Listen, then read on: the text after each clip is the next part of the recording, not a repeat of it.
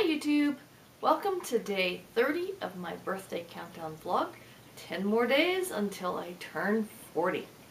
So let's see, when I was 10 years old, that was 1982. At the beginning of that year I was in 4th grade still, and in 4th grade, in the middle of that year, I transferred from the public school that I had been attending to a little Christian private school called Pillar of Fire.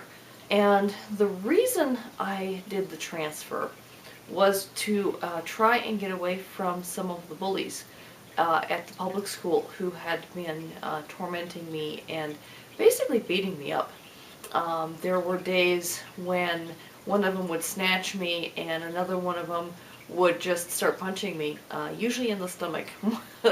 Seemed to be their favorite way of beating me up, was punching me in the stomach.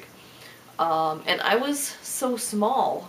I was nearly a head shorter than all of my classmates.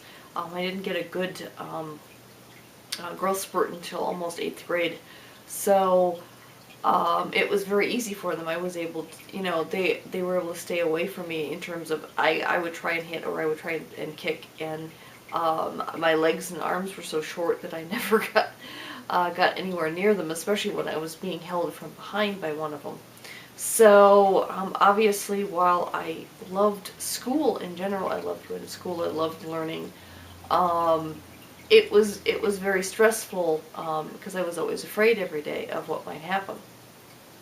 So I transferred, and this private school, I mean, as I've said before, our family was quite poor, so we couldn't afford very much. Although at the time my mom was working a steady job, and so we had a little bit more income coming in at the time than we usually did. And the private school was, I think they were like $35 a month. They weren't like super expensive. And they had a very small student population. In fact, there were only 2 classrooms. The downstairs classroom was kindergarten through 2nd grade. 2nd or 3rd grade, and then 4th through 7th were upstairs. And basically it was a little one-room schoolroom, even though, I mean, this was inside a big, like, cathedral building, but the actual classroom that we had was just a little one-room schoolroom with about, I'd say, 30 seats, those old-fashioned kind of desks that were bolted into the floor, like you'd see back in the turn of the century, the 19th century and stuff. So it was a very bizarre thing to go from a more modern public school classroom to one of these kind of classrooms. And our teacher was like, she was like 70 years old, and their philosophy on education was basically rote memorization and a lot of prayer. And at this point, I was already becoming quite skeptical of religion in general. So it was for me a very surreal experience. They were very big, like I said, very big on prayer. We would pray when we first got to school, right before recess, right after recess, right before lunch, right after lunch, and before going home. The rest of the day was spent memorizing obscure historical facts, like in alphabetical order, all of the generals in both the North and the South during the Civil War. I mean, really bizarre things. I mean, yes, we also memorized things like the Bill of Rights and the presidents in order of succession and that kind of thing. But, who needs to know the name of all the generals in alphabetical order of both sides of that war? It really, it didn't teach me anything. In fact, during one point while I was attending the school, and I attended half of 4th grade, all of 5th grade, and then eventually transferred to that other public school later on in 6th grade. But I remember at one point our teacher was out for a good month. Her son had passed away suddenly from cancer or something. I mean, and she was devastated by this. And the 80-some-year-old principal took over and basically just sat at the desk and napped all day. So we learned even less than before. And I just finally had it, and I said, screw this. I'm not coming into school until the teacher's back. And that's exactly what I did. My grandmother just called up and said, yeah, let us know when the teacher's back, and then I'll send my granddaughter back to school. And instead what I did is I had a set of encyclopedias, and every day I would spend all day long reading those encyclopedias, and I think I learned more in that month than all of the rest of my tenure at that school combined. So that was kind of sad. The other thing that happened in 1982 was yet another trip to Germany. This would have been my second trip to Germany. And I had a chance to travel with Omi around, and I also had a chance to stay with some relatives by myself as well. I stayed with my Tante Hilda's daughter-in-law, actually, for a few weeks. And that was kind of fun. She lived in a modern high-rise apartment, and they had this fabulous playground at the as part of the complex. And I would go down there and play there every day. And the interesting thing is that the apartment complex that she lived in was right next to an apartment complex for Americans.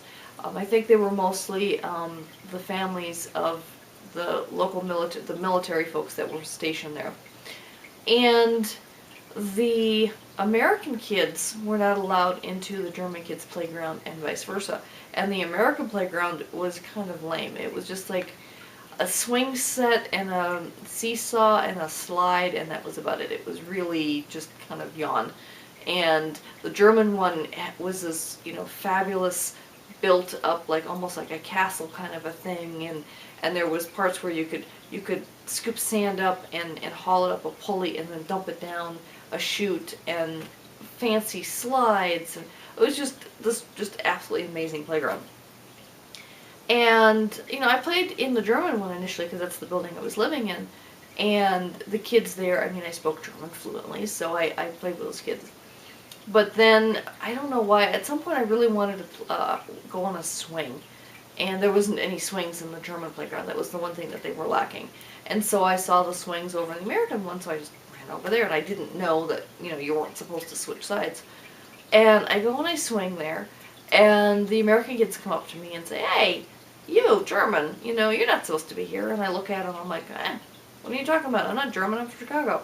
And they're like, what, did your family just move in here? I've never seen you here before.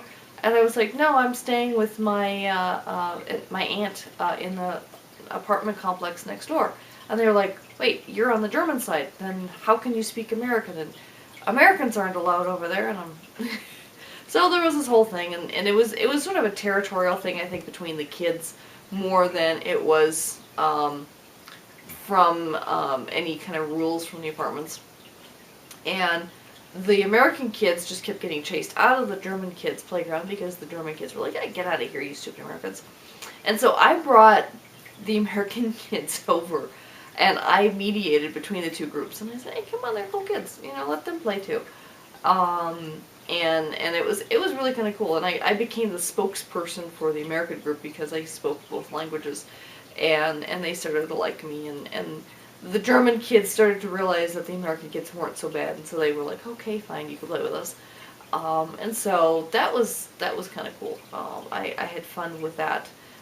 The only negative experience out of that trip, my uncle, my grandmother's nephew, at one point while my aunt was in the kitchen prepping dinner, he said, well, why don't you come up on my lap and sit on my lap for a little bit? I'm like, okay. And the next thing I know, he's trying to stick his tongue down my throat, which I was completely disgusted by. And I was like, what the heck are you doing? Immediately pushed myself away from him, jumped off his lap, and said, get away from me. And I was very uncomfortable the rest of the time there. Thankfully, I was only there another night or two. And I kept being afraid of him trying to do something at night while I was sleeping, but thankfully he didn't. But I immediately told my grandmother as soon as I had a chance to, and she talked to her sister, and of course her sister defended her son and said, oh, he would never do something like that. She must have misunderstood. But Omi knew that I was a smart kid and that I wasn't just making things up. He had been one of my favorite uncles up until that point, and I was very disappointed in that, and I really didn't want anything to do with him ever again after that. Besides that incident, the rest of the trip was great. I got a chance to see my cousins down in southern Germany. We got to travel around and see some of the German castles like Neuschwanstein, and just do a lot of fun hiking and biking and just lots of fun stuff. And oh, that was also the trip where I taught myself how to ride a bike.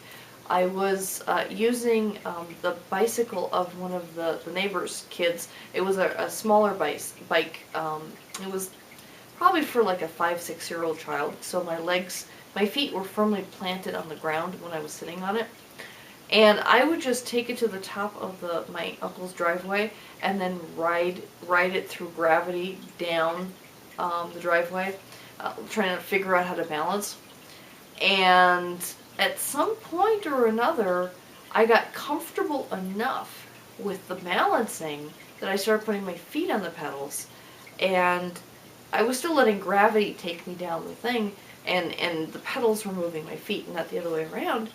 But before I knew it, I was pushing the pedals, and all of a sudden I realized kept going and it was pedaling up the street, and I was like, wait a minute, I'm riding a bike, yay! And then of course I realized that, panicked and fell off, but I kept practicing that for another day or two, and then finally ran to tell my uncle, hey, guess what, I taught myself how to ride a bike, and I showed it off, and it was really exciting.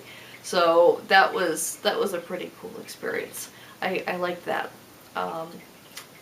Alright, so that was my big memories from 1982. Until tomorrow, bye.